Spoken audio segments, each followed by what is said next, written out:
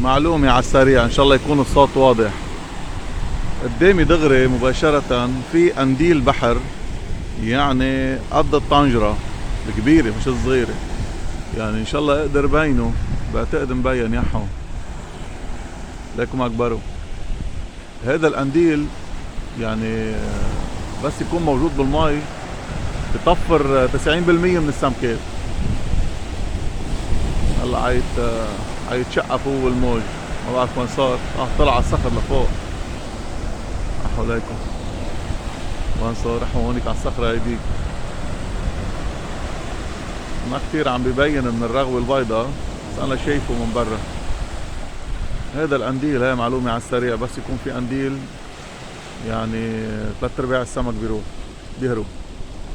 غريب، ما ايامه ما بعرف شو صاير بالدنيا، ما ايامه نحن بعز الدين الشتوية، وقناديل البحر المعروف عنا انه بالصيف